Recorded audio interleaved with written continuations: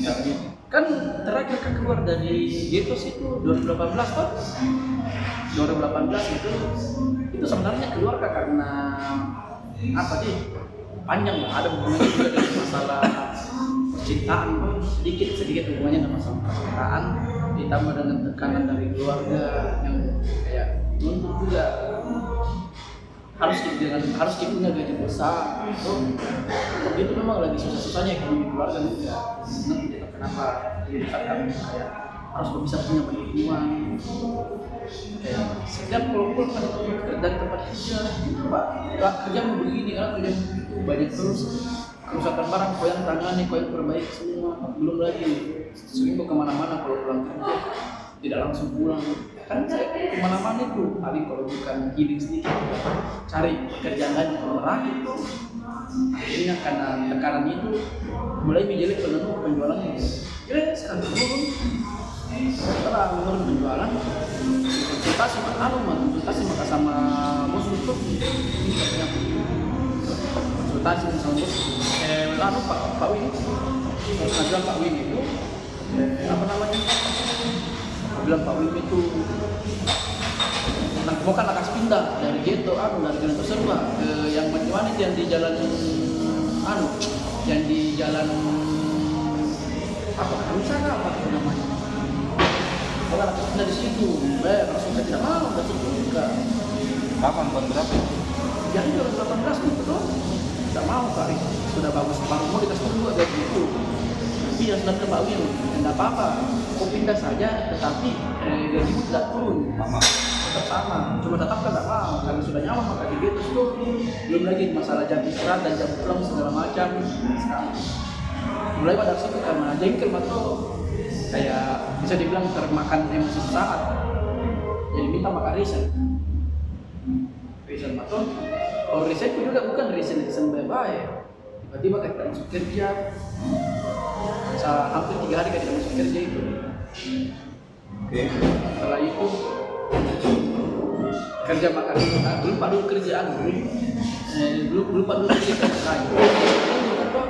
Paling melukis dulu apa masih 2018 ditawar maka kerja freelance dari sama juga Pak Wim. Kali ini Pak Wim saya dan Pak Wim ini akrab sekali. Memang saya bukan SPM pertamanya, Alvin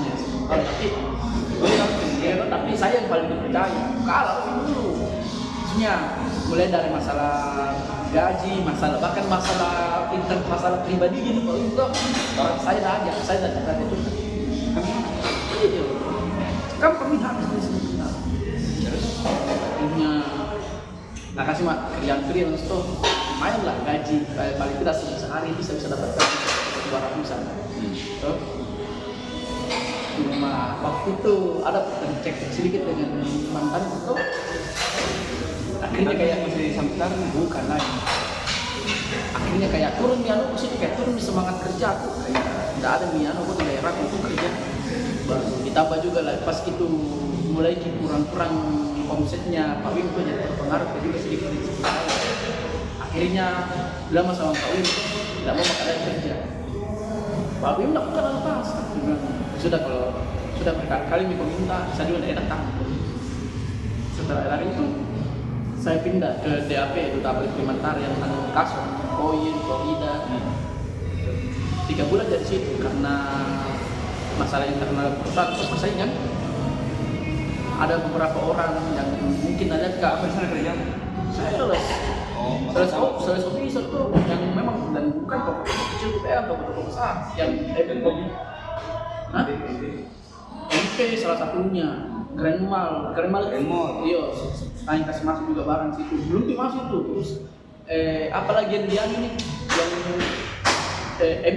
yang apa lagi, toko bos yang di Andalas, yang toko kasur yang toko kasur, sofa, toko bos yang di Andalas, di Jalan Andalas. Iya. Ada lagi juga, lupa maka juga nama tokonya, soalnya toko Cina semua pegang.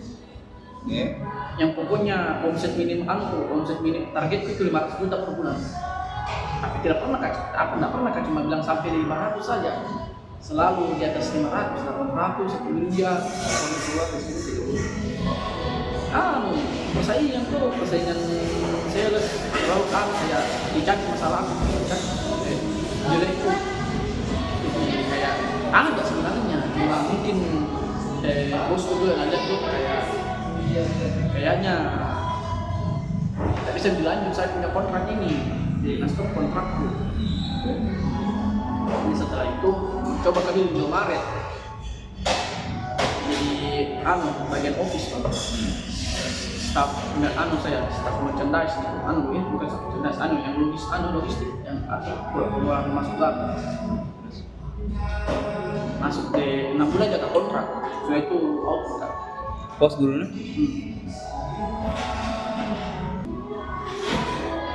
Nah, terus kerja di Indomaret yang jadi admin tuh staff lah 6 bulan jaga kontrak. Sudah itu minta maka berhenti kontrak tuh karena mau tertarik untuk pindah ke Kalimantan. Sebenarnya waktu di Kalimantan itu bukan cuma masalah kerja. Itu mau ikut, coba terjun ke dunia bela diri itu. Kan dulu kan sempat kau bilang di aktif di sini, tapi di sini juga merasa kayak tidak terlalu menarik. Terus mulai maka dengar di Kalimantan khususnya sama Indah itu sama Balikpapan mulai masuk MMA di situ. MMA dengan mulai tadi ikut buka turun makan. Tapi saya bilang sama orang tua, mau buka kerja di sana. Dia itu Saya sendiri, semua saya sendiri. maksudku keluar dari situ. Iya, kemarin. Ada gitu, tapi tidak segitu banyak karena hampir semua gaji itu saya cuma nikmati paling cuma 2% saja, sisanya orang tua, keluarga. Enggak, maksudnya kenapa berpikiran mau ke Kalimantan? Ya itu sebenarnya buka Saya sempat pakai sama ini. sedikit saja, tapi lebih cumanya yang faktor utama itu karena tertarik kalau buka terjun di MMA benar sih. tapi gitu masalah resmi tidaknya. Itu masih enggak resmi. Resmi, tapi yang aku ikuti di sana resmi kawan. Karena sampai prapon saya. Masa? Oh iya, di Kendari kemarin saya ikut sembarang. Oh, wakil siapa? Wakil Kalimantan Timur lah. Siapa lagi? Bisa kan? Bisa lah. KTP Kalimantan. Oh, berarti kau sampai sana berarti? Saya sebelum itu sudah agak pindah domisilinya mah. Pakai ada orang dalam dia untuk capil gua. Maksudnya yang langsung Ya, dia bikinkan surat saya minta orang di capil itu bikinkan surat pindah domisili. Terus saya kirim ke ini kenalanku yang kebetulan juga ada orang pemerintah capil juga, jadi yang bikinkan dia kasih keluar KTP sampai maka di Kalimantan dikasih maka cuma saya bilangnya sama orang tua aku bukan untuk kerja karena dengar lagi berkembang tuh, dan memang banyak ada kakakku omku juga bilang begitu, Kalimantan lagi berkembang, Makassar memang sudah maju tapi kita tuh lagi tahap berkembang, jadi bagus kita mau cari tempat di sini. Sampai di sana saya tidak ke kakakku, saya tinggal di Sempaja, nama wilayah di Samarinda, depan Bor, Sempaja namanya. Di situ saya mulai coba-coba cari di mana tempat latihan MMA, Muay Thai apa.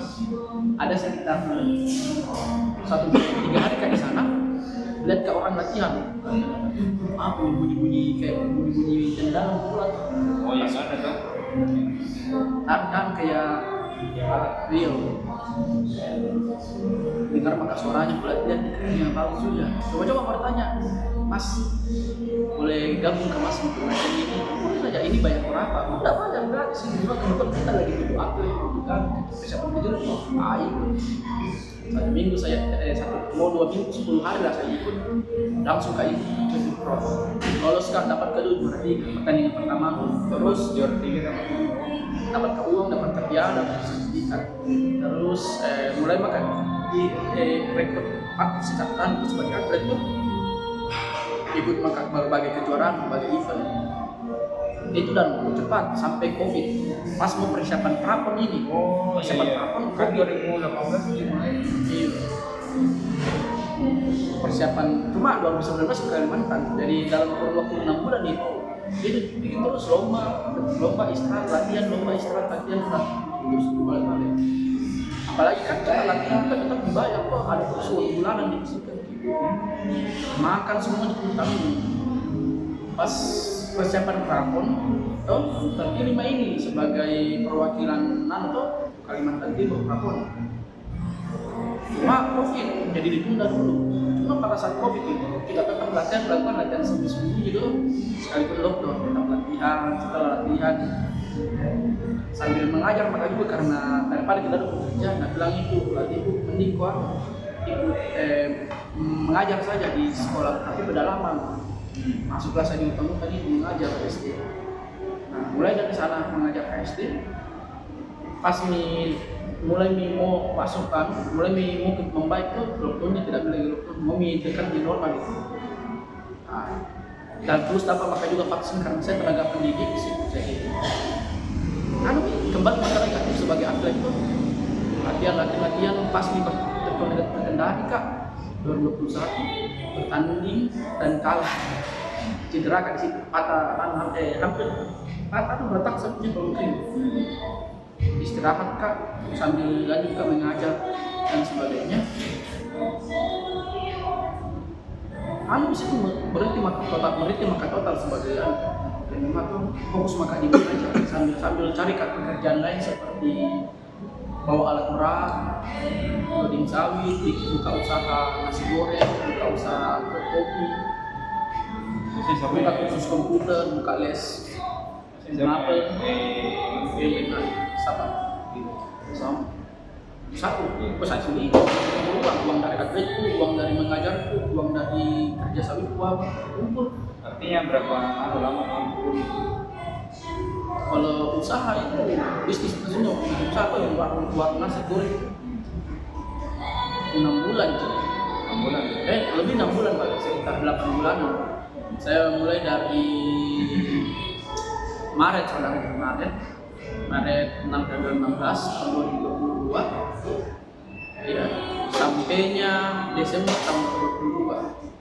Itu karena itu berhenti karena ada pembukaan pelebaran jalan jadi lapas itu kau diambil. Ya memang sih pikirnya kenapa apa hubungannya dengan pengambilan parkir dengan bisnis? Tidak ada hubungannya, tidak ada karena ini kan sebenarnya kok sudah tidak ada lahan parkirnya, jadi parkirnya itu di trotoar biasa kendaraan orang-orang yang mau beli. Nah tapi kalau sudah diambil itu trotoar di mana untuk kendaraan parkir? Iya, mungkin masih ada yang bilang kan bisa tinggal bungkus saja. Ya, kalau misalnya ya kok tanya saya itu ada pembeli yang beli kan? Iya, yang punya masa kalau bilang, jangan mau makan di sini, harus saja. Alhamdulillah selesai pulang, bukan terkenapa. Desember selesai kontrak hukum, ada juga apa namanya? Selesai kontrak selesai juga duduk bisnis sama terus maksudnya di juga kursus komputer juga saya bang maksudnya yang lumayan ada kursus juga ada di mulai maka beli kebun, beli tanah, ada tanah kuliah bisa beli tanah sampai sekarang. Terus modalis sekitar berapa? Bibit ada sekitar 94 juta habis untuk mulai dari kasih datanya, beli bibitnya, beli pupuknya, bayar orangnya, iya.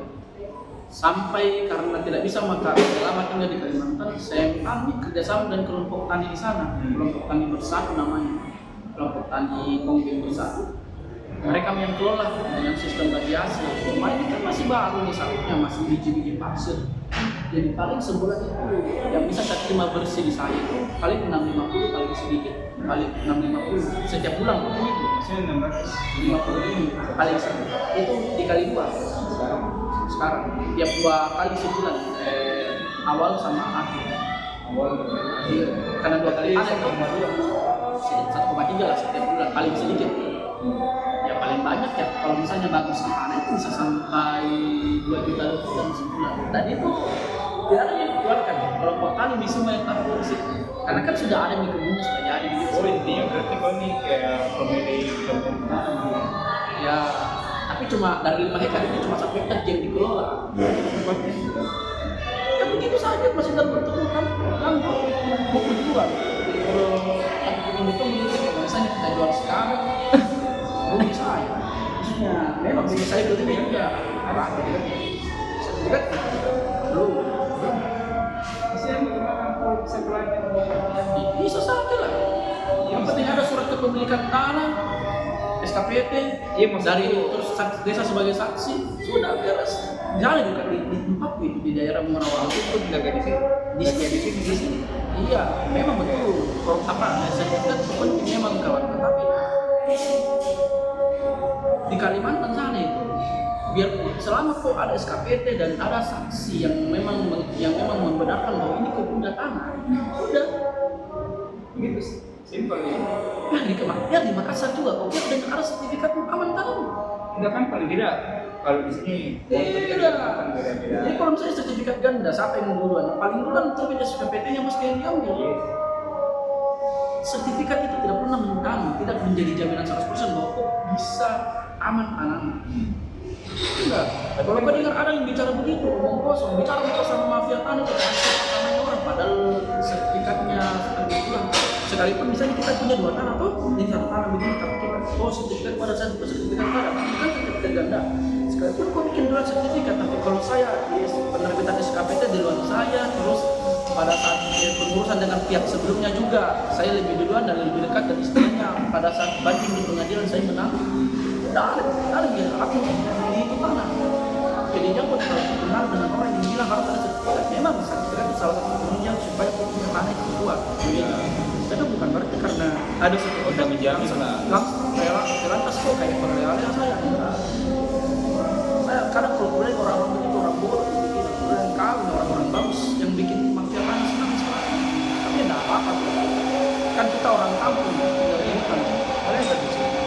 Yo, salahnya itu kalau ada orang semangat ya. Maksudnya Intinya enggak pakai intinya saya sampai sekarang belum ada sertifikat itu. Ya, SKPT ada, pendidikan plasma ada, dan kelompok tani juga. Intinya tanpa sertifikat tuh sekalipun ada yang coba ambil ke tanah tidak bisa. Karena yang menjadi saksi dari bisa punya tanah bukan cuma kepala desa setempat, kelompok tani sama perusahaan sawit yang ada di situ.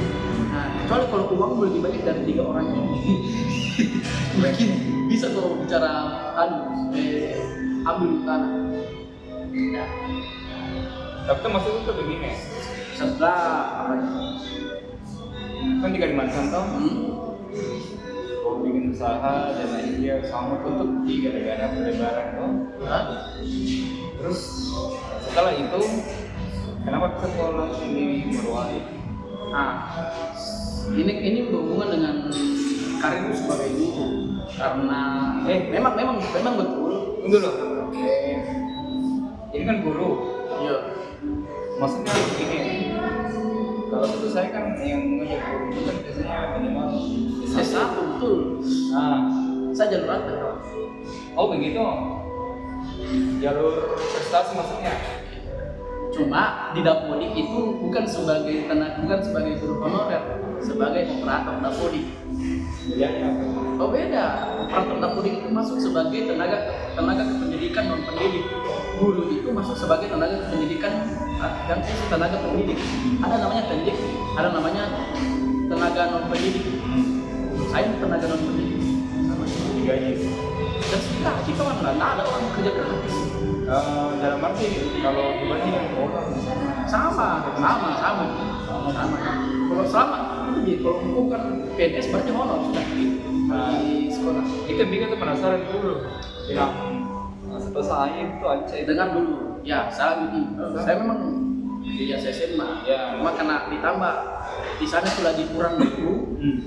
Jadi saya ingin merangkap sebagai operator sekaligus guru kelas dan satu kecamatan itu sudah kenal saya sebagai guru sekolah SD situ sebagai kelas 5. Terus saya ikut program kuliah yang beasiswa untuk tenaga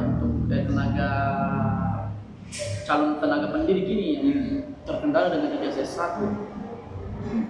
Maka saya selama itu sibuk dengan kegiatan atlet. Jadi selesai mah kuliah, selesai nih wisuda. Sudah saya wisuda saya tak hadir. Saya ada urus itu wisuda. Dan ijazah kayaknya ijazah di Universitas Widyagama sampai sekarang masih ada. Masa tidak ambil? Asal. Bagaimana caranya kamu mau bicara wisuda kalau kau tidak lulus? Oh iya bisa aja biar tidak lulus biar tidak wisuda tapi ini bisa lulus. Ijazahku ada.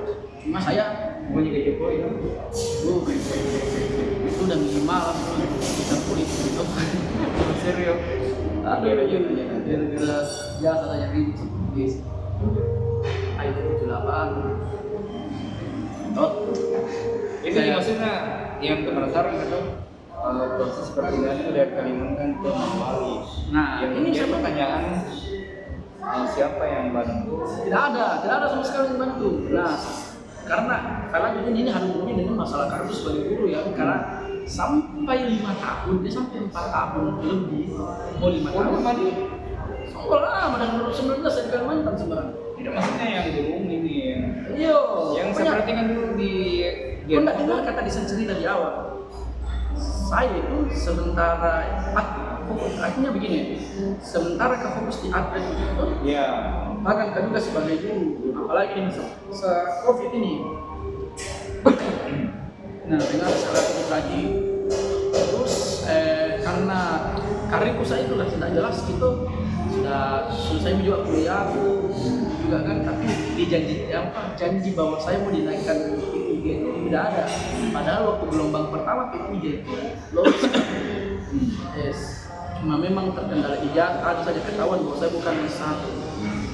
Yang 2023 juga saya mau ikut, cuma selalu ditahan gitu, dipersulit kayak mulai dari pengumpulan berkas, yang mulai dari informasi itu saya dapat itu yang lain dibagikan informasinya, saya tidak, saya nanti dengar dari sekolah lain. Terus informasi berkas apa saja yang diminta, pengumpulan berkas, saya kayak merasa maka kayak dipersulit kayak ini.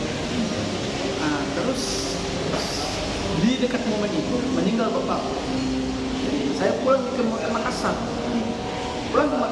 Di Makassar itu saya bertanya sama guru kepala sekolah, ibu bagaimana ini kelanjutannya saya? Saya jujur sudah tidak bisa juga. Jadi saya sudah tidak, karena kan dia sudah mengerti logat Makassar kan kadang keluar. Jujur bu, saya sudah nggak terlalu nyaman dengan posisi saya sebagai honor. Kalau dibilang saya tidak punya jenjang pendidikan yang menunjang ke naik tingkat, saya tidak setuju karena saya sudah lulus kuliah juga. Ditambah juga jam terbangku di sini sudah bukan dibilang singkat. Waktu 4 tahun lebih itu saya pikir sudah cukup lama bisa tidak bisa dapatkan P3 karena orang yang masuk jauh setelah saya itu sudah masuk namanya di jajaran P3 dia. Saya belum. Jadi kapan saya bisa dapatkan ini? Atau paling tidak ada kan sesuatu yang bisa paling bisa jadikan pegangan supaya saya bisa berpikir ini jelas saya punya karir di sini. Tidak ada jawaban. Akhirnya saya tinggalkan diam-diam, saya tidak masuk lagi di situ. Sampai 3 bulan akhirnya saya dapat info sudah dikeluarkan nama dari Dapodi. Saya ini sudah tidak aktif lagi saya sebagai tenaga honor di sana. Nah setelah itu saya masuk Indian. Tapi sebelum itu kan sebelum meninggal bapakku itu sekitar bulan 4 akhir itu saya masukkan lamaran di Morowali. Nanti setelah bulan 8 setelah bulan 8 baru dapat panggilan. Bulan 8 dari bulan? Akhir bulan 4 ya. Terus awal bulan 5 tepatnya tanggal 7 Mei meninggal bapak. Nah, dari rentang Mei, Juni, Juli, Agustus itu saya tunggu kabar. Meninggal bapak Musa juga saya tunggu kabar juga bagaimana kelanjutannya P3 sampai bulan 5 itu. Di Makassar iya, tidak mau kembali itu sampai ada kejelasan sana, tapi waktu bulan 8 tidak ada jawaban yang memuaskan. Saya diamkan, tidak peduli lagi sampai dapat info kalau saya sudah dikeluarkan. Tidak lama setelah itu dikeluarkannya saya dari Tenaga Besar, dapat makan panggilan ini. Morowali mana? Bisa mulai berkarir. tidak ada pengalamanku di bidang mekanik, tidak ada pengalamanku di bidang pertambangan, tidak pernah kepegang alat-alat mekanik. Ya, pernah aja kepegang, pernah aja ke bawah Esa, tapi tidak ada SIM biru aku. Siapa juga yang mau cek SIM biru di tengah-tengah hutan kalau semisal tapi bawa Esa misalkan, saya belajar sendiri tuh. Akhirnya melamar di IMIP sebagai kru. Dari tepatnya itu saya mulai kerja itu di IMIP tanggal 14, bukan tanggal 11 September. Saya sudah tanda tangan, saya sudah diterima kerja di sana. Sudah 23. Terus kedokteran dunia kan kuliahnya biasa kabaran dokter. Tidak pernah ada seperti itu. Benar nggak? Iya benar biasanya. Ada memang yang tawarkan. Iya. Tapi menurutmu masuk akal tidak di kepalamu? Kau masuk kerja untuk cari uang, atau untuk masuk kerja itu kau malah keluarkan uang? Tergantung. Saya nggak masuk akal. Sebenarnya begini, kalau dibilang tidak masuk akal, masuk akal juga karena ya ada banyak orang yang memang mau instan tapi uangnya. Kawan, tapi aku jadikan start dan aku jadikan karena itu barang banyak peminatnya atau banyak yang lakukan, terus kau jadikan itu sebagai masuk akal atau tidak? Ya tapi kan Mayoritas itu bukan standar masuk akal. Ya bukan jangkau ukur standar masuk akal tidak sesuatu dari seberapa banyak orang yang ikut itu. Jadi semisal dalam kau lihat banyak orang yang makan tai, kamu bilang makan tai itu make sense. Nah, tapi kan logikanya kan itu yang kelihatan. Masa sih yang kelihatan itu tidak dan juga masuk di akal. Menurut saya tidak masuk di akal kalau tidak pernah kerja dari situ. Tapi kalau kuliah tidak memang bagus. Ahli biasa kalau menurut itu tuh Irwanto orang-orang ahli tuh yang tergiur FYP TikTok. Wah TikTok baru tuh gajinya 2 digit, baru tuh gajinya besar. Sekarang pertanyaan jawab saya bertanya sama orang yang sudah lama di Bawah itu, apa yang sudah kau dapatkan selama kerja di ini? Hampir tidak ada. Paling kayaknya hampir tidak ada. Ya mungkin gitu. Mungkin itu. Tidak ada kayak tidak aset yang dia dapat. Ya mungkin ada aset beli mobil, bikin kos-kosan, tetapi itu lontang pantung, bukan cuma bergantung di bawah saja. Atau kok adalah orang yang bersih. Karena begini kan, di Morowali itu, terutama di Kecamatan Bogor, bisa berani bilang itu wilayah tanpa hukum. Narkoba, PSK, Tuhan, mafia, circle judi, itu kayak bukan ya? semua ada. Baru kayaknya bukan hal yang aneh. Kayak bukan hal yang tabu. Iya. Bahkan kalau kamu bilang itu kasus perselingkuhan, misalnya tetanggamu tiba-tiba pelihara cewek yang datang itu cewek ternyata suami orang, sering sekali. Atau misalnya tiba-tiba tetanggamu 3 hari kemudian didapat kamar kosnya busuk. Meninggal. Gitu, sering gitu. Hanya mungkin yang masuk yang itu sisa-sisanya. Dan main blowingnya Kecamatan Bahodopi itu adalah kecamatan dengan angka high grade tertinggi seprovinsi Sulawesi Tengah. Bayangkan bro, sekelas kecamatan sih. Lebih tinggi dari Makassar. Bukan di kota di Ini baru kecamatan tapi angka high grade lebih tinggi dari Makassar. mungkin karena faktor Iya, maka artinya saking busuknya itu kan. Jadi tapi maksudnya jadi susah polisi itu buku menata hidup karena tidak ada hiburan yang begitu bagus di sana. Lingkungannya kotor, maksudnya kotor dalam konteks sosial, bukan dalam konteks sosial juga. Dalam konteks sosial yang sangat kerja seperti tidak ada tidak terlalu berlaku di sana. jadi maksudnya contoh kalau ada kasus begitu apa? Ya, Maksudnya tetap ditangani tapi tidak ditangani ya. Kalau semisal terlalu FYP ditangani, kalau budaya juga.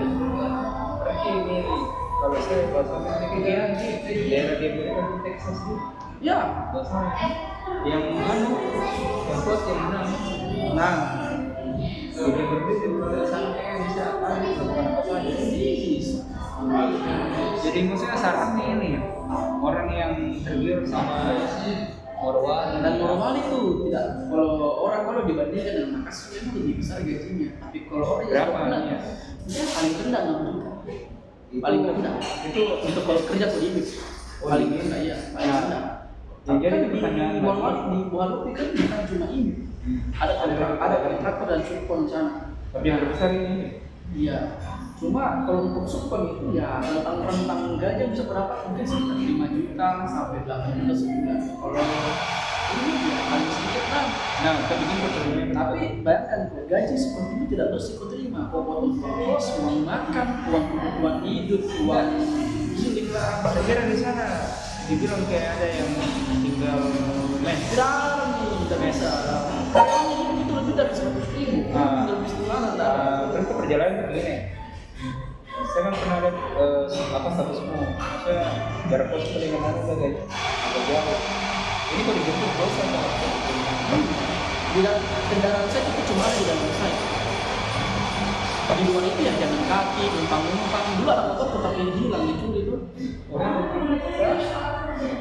di sana tuh gue dengar beren. Hei kawan, jangankan benda mati, benda hidup saja dicuri. Ya kalau istri mungkin misalnya atau suami mungkin kan tuh moral itu tempat kotor dalam konteks sosial. Ada memang orang yang bisa mendapat pencapaian di sana tuh baru bersih pulang dan kadang bersih. Tapi seberapa banyak yang bisa begitu? Mau bisa ditinggal? Ya bisa. Sekian ratus ribu orang di sana tuh paling ya. Nah selama kau di sana tuh, maksudnya pernah kau dapat hal-hal yang tidak mengenakan gitu. Sering. Apa yang paling sering Pencurian.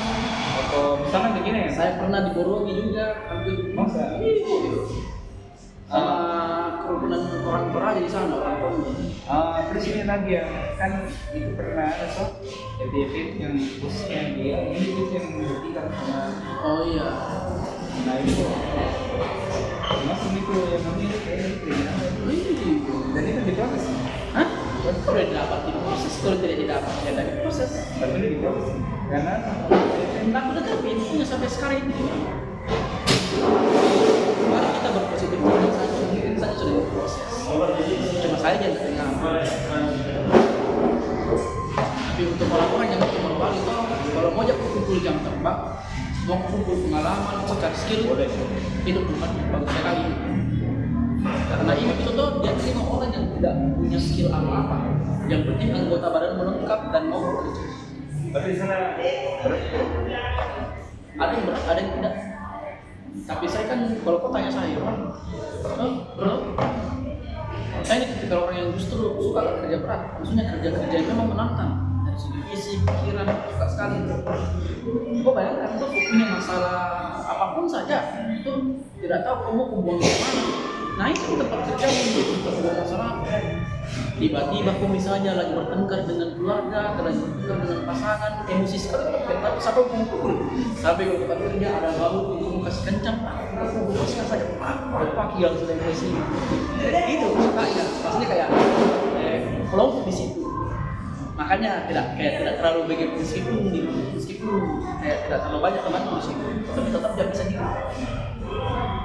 tapi maksudnya kenapa bisa nekat? Kalau saya Kan belum itu tahu, belum itu tahu yang moral seperti itu. Saya dulu tahunya moral itu bagus, ini berat ditambang. berarti aku juga termasuk korban no? Iya. Arti yang iming-iming yang itu akhirnya kamu buktikan gitu. Dan ternyata sesuai. Ya sesuainya tidak terlalu lah. Maksudnya kalau bicara gaji besar aja memang Semua biaya hidup juga besar. biaya hidup tidak terlalu. Cuma memang lingkaran, maksudnya lingkaran lingkungannya di situ yang jadi susah kamu simpan uang. Namanya pasti mengerti kalau memang namanya orang manusia itu pasti butuh hiburan tuh. Kalau di Makassar ada kafe, ada panlong, CPI di sana tidak ada. Kafe mungkin hitung jari nih, paling banyak itu tempat dipijat. Tempat jual narkoba. Bener-bener kotor kan? Iya. Itu yang pernah lihat kasus yang di kontainer yang mana Juga Karolina. bukan Karolina itu kontraktor. Oh bukan. Tapi termasuk. Enggak beda. Tapi bukan berarti ini bersih. Ada juga yang mungkin cuma ada seorang saja. Itu kan maksudnya lingkaran itu yang lebih, maksudnya artinya tidak ada tempat kamu pun dua atau pun kiri. Tapi aman tidak kalau di sana bilang Kau pergi kerja tuh misalnya ada lah orang mampu terus pergi kerja. Ya, Kalau kalau tarik di kos semua, tarik di kos menurutmu? 50-50. Tapi maksudnya apa menurut? Maksudnya 50-50 itu potensi untuk hilang itu cukup besar juga. Tapi maksudnya yang Pernah kecurian, pernah sekali. Bukan cuma Iya. sekali, sering. apa Di tempat kerja juga sama, pernah. apa biasanya kan Uang, HP, motor sudah, uang sudah, HP sudah, stiker sudah, gitar sudah. Jangan juga. kalau cerita dalam kayaknya tuh iseng. Hah? Saya nggak tahu sih.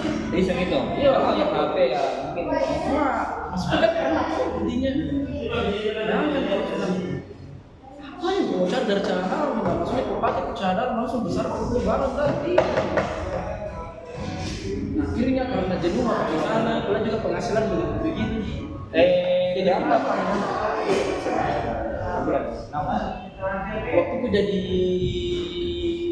foreman toh? Apa itu mekanik kan? Iya, foreman itu jabatannya. Tapi kerjanya di mekanik. Iya, kayaknya mekanik itu paling besar yang pernah aku dapatkan sebagai foreman itu sekitar 13 juta. 13 itu bersih. 13 juta 600 sekian. Dan itu belum dipotong dengan uang kos, maksudnya penghasilan kos. Oke. Kalau dipotong dengan kos, dipotong dengan kirim orang tua, dipotong dengan biaya libur, ya paling berapa ya bisa jadi 4 Tapi pertanyaan sampai sekarang kan dari hasil di sana berapa tahun? Ada itu dari 14 September 2023 sampai itu ada 21 Mei 2000 ada ini buat tahun. nah dari situ aset mau apa yang berdapat sebelum mungkin mau ke tempat yang baru Bisa. mobil apa keras kan baru Cash berapa murah cuma Datsun oh di bawah 100 kan baru coba 100an kayak mau 200. oke nah, terus tanah Ada juga mobil Innova cicil. Motor Scoopy satu dipakai sama kakak. Terus bangun rumah, renovasi rumah.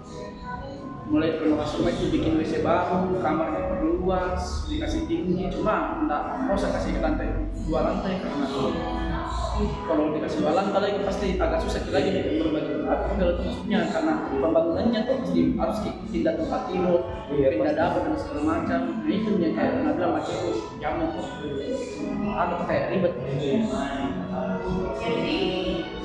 Bantu modali usahanya yang sekarang ada yang jalani yang tuh itu kan usahanya yang sekarang memang adikku yang jalan itu bukan modal utamanya saya pas dia menikah kan juga itu mulai terus juga belikan iPhone adikku sama anak sedangkan saya masih tetap pakai Redmi 13 ya artinya aku di sana cukup dekat dengan maksudnya dengan hal yang udah merasa kak belum pernah sih sebenarnya merasa tidak merasa itu harus diakui ya silakan lah kalau mau lanjut tetap menurutku terus pada arisan yang nah terus kita transisi dari sana ke yang baru nah yang sekarang ini karena saya dapat info ini perusahaannya tutup jadi adakan roadshow. Roadshow itu kayak semacam job tapi perusahaan itu saja yang saring tenaga kerja tuh di Makassar.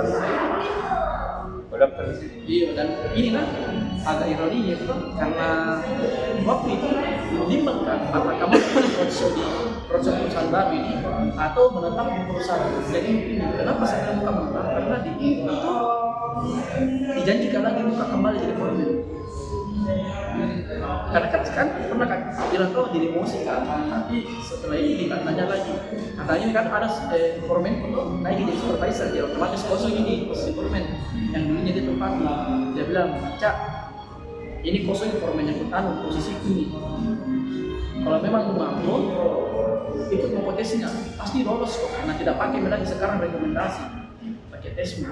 kalau lolos ke tesnya terus disetujui pasti itu disetujui, tidak mungkin ada nama-nama yang bikin kau sampai tidak mau naik. Bimbang kan? Artinya kalau maksudnya di sisi lain di satu sisi pasti ini kenaikan jabatan itu pasti 100% istilahnya paling itu tes dan segala macam.